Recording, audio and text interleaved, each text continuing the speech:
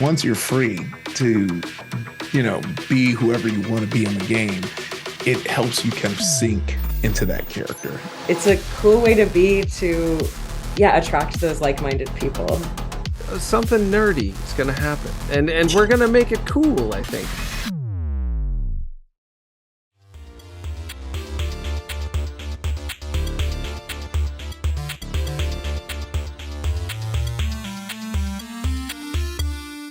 Hello, everyone, and welcome to another episode of what this segment that I'm now calling Floor Fridays, because so many folks from the floor want to come on the show, which I'm really excited about because it was something that I enjoyed and I love to get a chance to talk about. So today I have with me Stephanie, who was one of my personal favorites from the floor, to talk about her experience. So welcome to the show. Hi, thank you so much for having me. It's a pleasure to be here. Yes, definitely. So, you certainly had, a good run on the show, one of the better runs, as far as all of the contestants that were on. And that all started with the defeat of Tom, which I had very conflicting feelings because I'm like, Tom's great. Like, I just, I'm like, what? Why? But like, if it had to be anyone, you were the person to do it. And I think it was. He seemed to feel similarly because you two developed somewhat of a friendship when you were on the floor. Before we started filming, we had a day and a half to basically go do whatever we wanted in Dublin.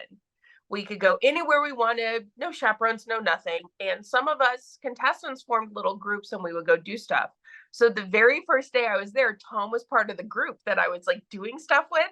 We went to the Guinness factory. We went to Temple Bar. We went all through the bars downtown. Fun story. We actually left Tom at the Guinness factory accidentally. Sorry, Tom. And because he went to the bathroom, told one of the other people in the group, and I don't know, wires got crossed, messages got mixed, and we thought he was already outside or in a taxi, like waiting for us. So we go outside, we get in a taxi, we go to the next place, and we get a phone call from one of the producers to one of the other contestants. And she's like, hey, you guys left Tom at Guinness. So we got Tom's phone number from the production person and we found him. So we got Tom back. And then the next day we went to Dublin Castle and walked all through downtown Dublin, and we went to something called it's called the Dead Museum or the Dead Zoo. The Dead Zoo. It's the Museum of Natural History in Dublin, and Tom was part of that group too. So I spent the whole first 2 days just hanging out with Tom, talking, getting to know him. So we were friends, and then we got to stand right next to each other on the floor. So that friendship kept going, and it was kind of like, it was super bittersweet to have to be the one to send him home, because going into the show, horror movies is the category I wanted. I asked for horror movies and they did not give it to me. So when Tom inherited horror movies, I knew that if I got randomized and he still had it, I had to battle in it because I knew that I could win. Like, it was one of those categories where I knew that I could, no matter who it was, I was going to go after it and I was going to take him down. So it could have been him, it could have been Lindsay, it could have been Dave, it could have been Kevin, it could have been Mark, anybody, and I would have gone after them. It just unfortunately turned out to be Tom. Yeah, and it's so funny because, like, honestly, seeing your personality on the show, I wouldn't think horror movies. Yeah, that's something that Stephanie probably knows a lot about. I mean, what was it for you? Like, you just kind of, grew up watching horror movies, or just a thing that you enjoy? So actually, no, I did not do horror movies my entire childhood, my entire teenhood. I did not get into horror movies till I was in my 20s. I actually started working at a haunted house in Austin, and just as an actress, and then I took over as the makeup artist. So I did special effects makeup in the haunt industry for like 8 years, on the side in Austin. In 2008, my haunt was ranked one of the best haunted attractions in the country by Lionsgate Films, and we were also featured on the Travel Channel for America's Greatest Haunts, including me and my work. So it has just been in my blood basically since 2004 was my first year, and I did it till 2017. So yeah. So I love it. And starting to work in the haunt and horror industry made me love the genre. And it has very, very has a very special place in my heart. And it very quickly became one of my absolute favorite genres. So I'm always looking for good new horror movies, and I watch every subgenre of horror there is as well. That's pretty interesting. We actually have a couple of pretty high-ranked haunted houses or haunted attractions up here where I am in Indiana, but I am not into that stuff at all. I will go in there and I will run out the door screaming. So I'm glad that you enjoy that. It is definitely not my jam. I have a lot of little nerdy quirks, and film and television is definitely my biggest. And I definitely have my diehard fandoms that I'm a part of. Yeah, and I would think that helps at least to an extent on the show like The Floor, because so many of the categories are kind of more in that vein. Of course, there's some that aren't, but there are a lot that were. So it can kind of play to your strengths if you're very intelligent in like pop culture and things of that nature. I agree. I also have kind of a leg up in a sense because I also play bar trivia. And the bar trivia that I play is timed.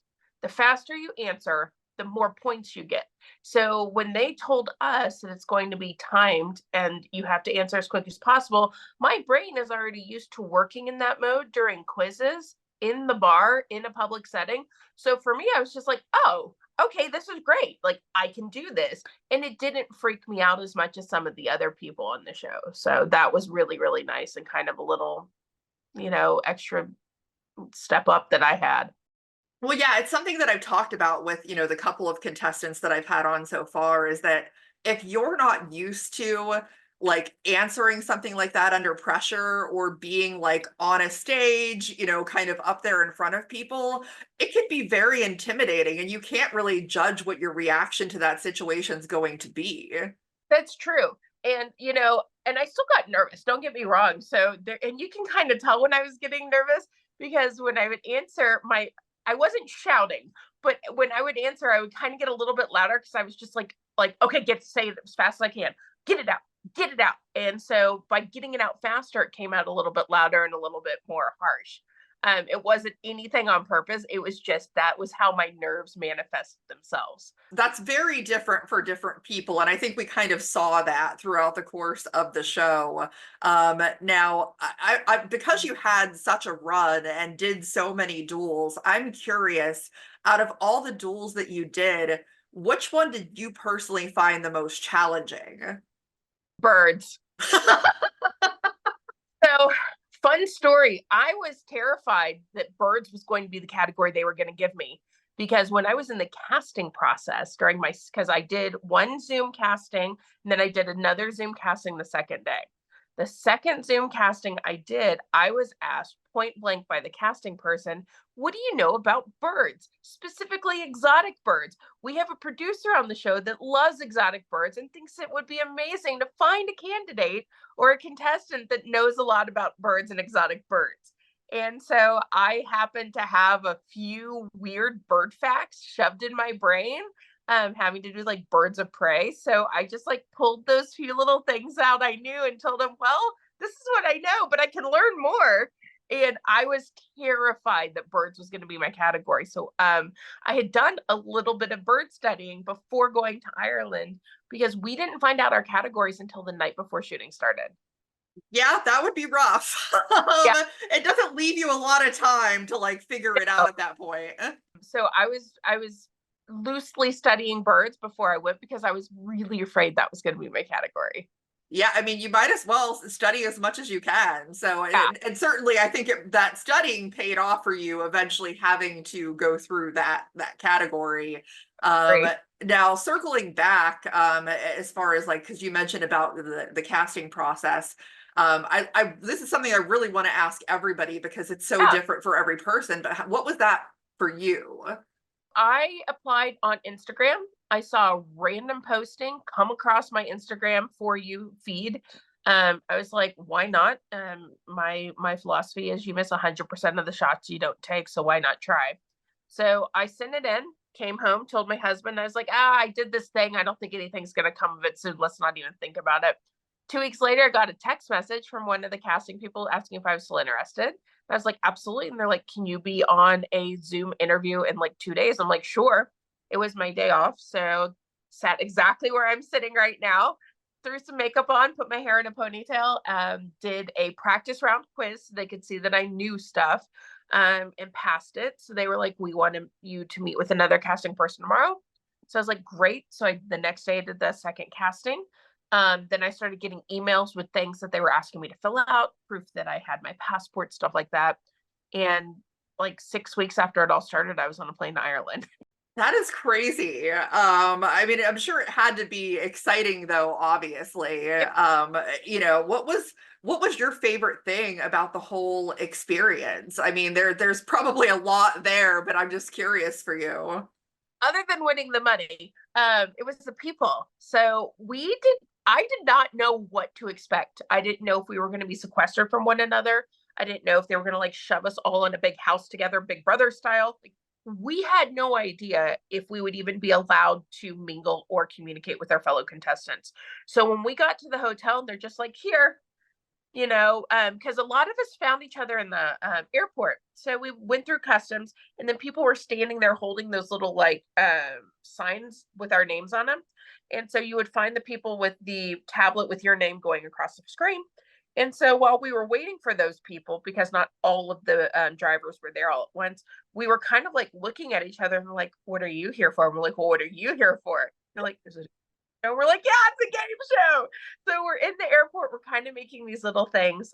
So myself, Crystal with a K, and Ford, we got stranded at the airport for like an extra 2.5 hours because they didn't send enough drivers. So it was just us three like chilling in the airport for an extra 2 hours talking about like what we were expecting, what was going to happen. So getting to the hotel and being allowed to just free mingle with people and go do whatever we wanted with each other was really, really unexpected. And so it really did kind of turn into an adult summer camp type vibe, because we would go do this super stressful, crazy thing all day. And then every night we would go down to the bar as soon as we got back from filming. Everyone would have a couple of drinks, and we'd all go to bed for a few hours and do it all over again. And so it really was. It was this amazing bonding experience where we became like this floor family. And we have a group chat with like 60 plus contestants in it, and it's popping off all day, every day. So, and then we also see each other. When people are traveling across the country, they stop and they visit other contestants.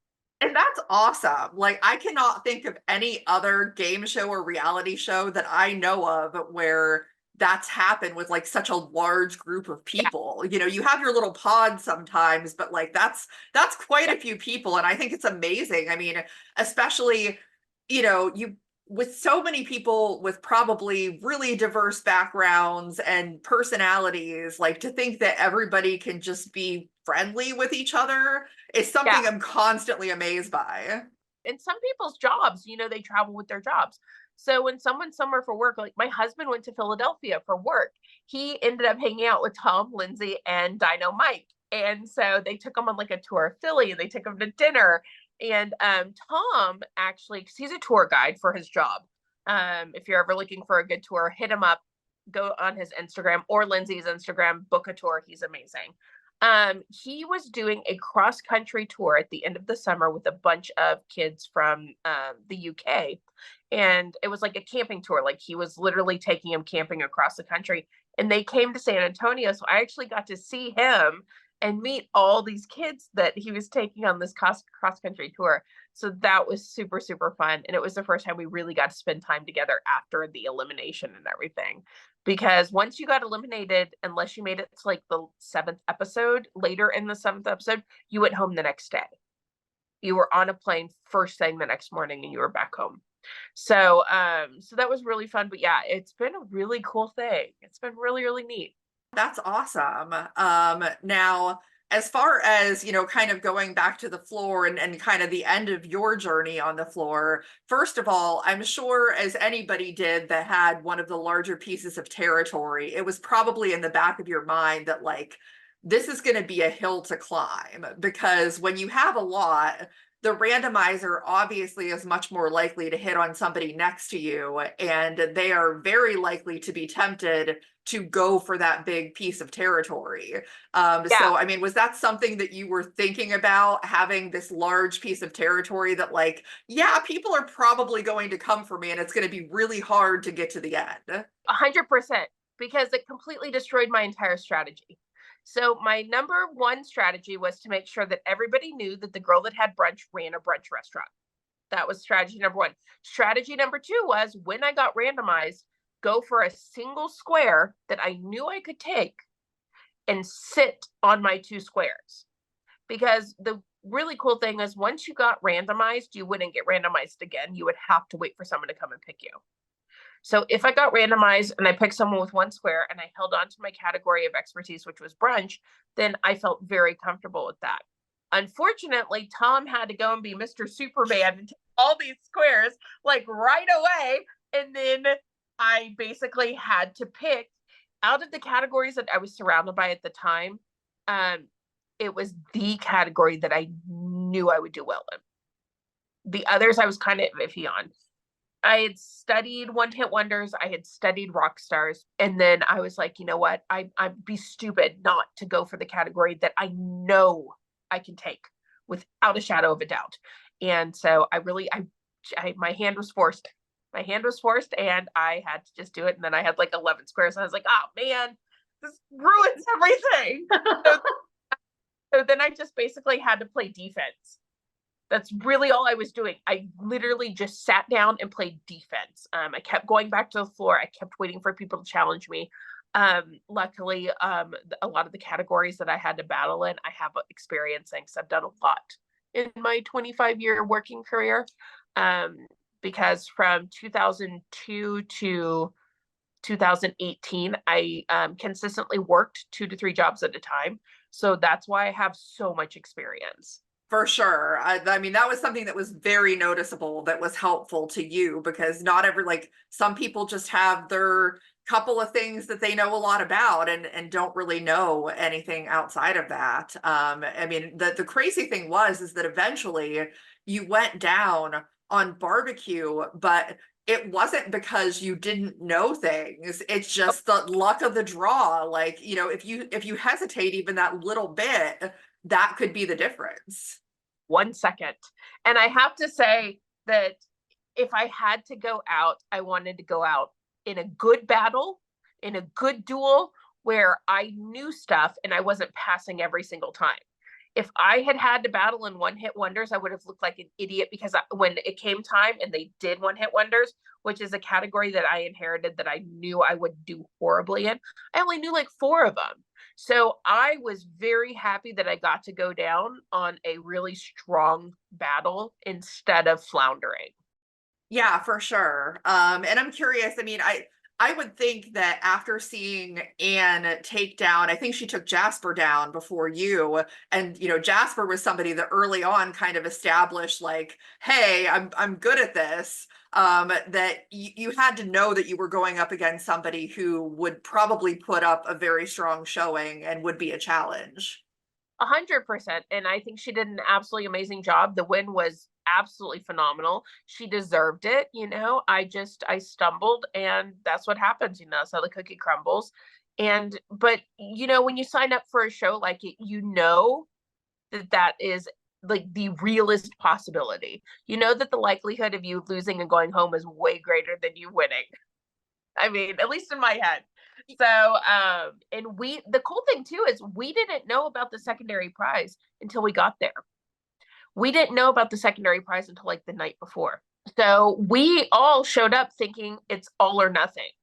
So having the secondary prize definitely factored in and helped me out personally, because my entire goal going was to win enough for a car and a honeymoon. And I did it. So I was really, really happy with that.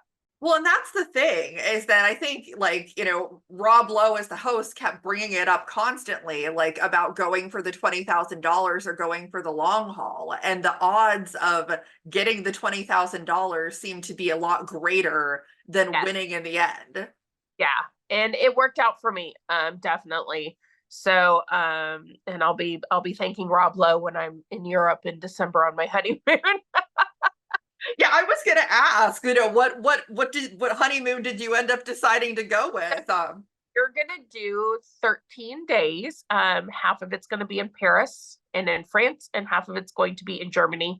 Right at the beginning of December. I used to live in Germany for a number of months. My husband has been to Paris a couple of times. So he's never been to Germany. I've never been to Paris. I'm going to take him to Germany and show him the Christmas markets. If you're not familiar with this, every holiday season, these amazing Christmas markets pop up in all of the big cities in Germany. And they have something called Glühwein, which is a hot spiced wine beverage. And the way that it works is you go up, you get Glühwein, they serve it to you in a mug. It's €5.50. And at the end of the day, you can give the mug back and get a €5 return, or you can keep the mug as a souvenir. And these are like really nice ceramic or glass mugs. And I had a whole collection of them when I lived there. And then when I moved back to America, they all got broken. So this is my way to replace all of my broken memories that I got shipped back to me. So I'm really, really excited about it. And we're going to go to like Disneyland Paris and go to the Louvre and go see all the touristy stuff. So I'm really excited. Well, that is really awesome. As somebody who has some German lineage, that's something that I'll have to remember if I ever decide to take a trip to Europe to check that out. Old, but it's worth it. Heidelberg at Christmas time is incredible. Trier is amazing. We're going to do like Heidelberg, Cologne, Trier, and Rothenburg. Rothenburg is a medieval walled city that has a brick wall that goes completely around the city that you can go and walk on. So it's a really interesting experience. Very historical, very beautiful. Awesome. Well, that is very cool. Now, having done the floor experience, I mean, what did you think about it overall in terms of, I mean, I thought it was great. I love this concept for a trivia show. It's not like more of the same. This is something that's so unique and different. And I really hope that there's a season 2, because I just think that it's really cool.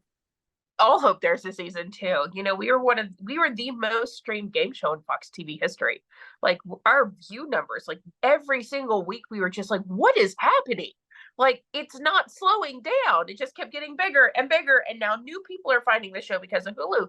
And it's just this like thing. And I'm just like, I did not expect it to be that insanely popular. But I'm really excited it is. Don't get me wrong. We didn't know what to expect. But I loved every single moment of it. I think it is a phenomenal concept. And one of my favorite things about it is it's easy for people to play along with at home, which in trivia shows like Jeopardy and stuff like that, it's a little bit harder because it's very niche and you have to know such specific things. This is general knowledge trivia that anybody can do, anybody can participate with their friends at home. And that was what was really cool to me. And I think that's why it was so popular, is people could relate to it because it wasn't an over the top expectation of being like the smartest person in the world. And I think that really helped out a lot. Yeah, for sure. And one other thing too that I'm curious about, because I mean, for anybody that's ever been on a TV show like this, how has it impacted your life since being on it? I mean, is it a thing that like you go out and people are like, hey, you were on that show that I saw? Like, is that something that happens to you? So it does a little bit. So it was happening way more when the show was first airing. Especially in the winter, because the jacket that I wore on the show is my favorite jacket that I own. I love that thing. Every single time I wore it out, they're like, hey, are you on the floor? And I'm like, yeah. But I kind of been able to go under the radar a little bit since then because I cut my hair and I dyed it pink. So I don't exactly look exactly the same. I also got new glasses. So but some people still will, like, especially at work, people come in and they'll be like, wait a second, were you on on that show? And I'm like, yeah, that was me. And then I did 2 different interviews here in San Antonio with 2 different morning shows. So people know me from that too. They're like, hey, we saw you, then we watched your show. And I'm like, thanks. I'm like, I appreciate it. So That's great. I mean, like I said, truly, I think people should watch it. I think that it's so cool. And like you said, the playing along aspect, I mean, I absolutely did that. And it was a fun thing for me to watch with my boyfriend and see which one of us could come up with the answers the fastest. So it's something you can do with the whole family, like, challenge each other to see how quickly you can get things. well, the funny thing is I had a number of my friends reach out that have younger children, and they were like, we love the show. My kids are obsessed with you. My kids are obsessed with the show. And every Tuesday night, it's like, okay, we're going to go watch Miss Stephanie now. Come on, mom and dad. And I just thought it was really great too that I did a show where my friends' kids could be involved and they could watch and they could play, especially for like the animal categories, the food categories, anything with those types of photos. The kids are like, oh, it's a dolphin, that's an otter, or that's an apple, or a passion fruit or whatever. And so that really, really meant a lot to me that my friends' kids could be involved too. Oh yeah, definitely. It's family friendly entertainment, just like BattleBots, which is something that I enjoy, and have said they would never let me on the floor and have BattleBots as a category because no one would ever possibly defeat me in that. So that was one of the interesting things too, is going into the show, they send you a questionnaire of multiple categories and they're like, rank each thing in order from you feel like you know a lot, you're an expert in, to like you don't know anything. And then at the end of the questionnaire, they're like, give us 3 additional topics that are not listed on here that you feel like you're an expert in. And all of the things that I listed, other than, because horror movies was not on the questionnaire, so I said horror movies is one of my things. The other 2 things, nobody would have ever battled me in. And so but they wanted to know unique things that you know a lot about. So when I had to give my little weird stuff that I know a lot about, they were like, probably not. So, because I have a lot of just bizarre knowledge, and some of my fandoms are very niche. So like my 3 categories that I told them that I knew a lot in that weren't listed were horror movies, the Amish and the Amish culture, and CCM artists of the 90s and 2000s, which is contemporary Christian music artists of the 90s and 2000s, because I actually know a lot of people in that industry. And so it's like, no one could take me down in that. yeah, because I feel like this point was brought up by someone else, but like ultimately I think they have to have categories that they feel like people at home can play along with, and if people at home don't know anything about it, then it's not going to be probably as much fun for them to watch. Exactly. So I think that makes sense. Yeah, but that's also why I picked horror movies, is I was like, oh, everybody likes horror movies. So, and if you don't, there's a lot of people that do. So I wasn't surprised that it did turn out to be a category. I was just disappointed I didn't get it. So I was really happy that I got to battle in it.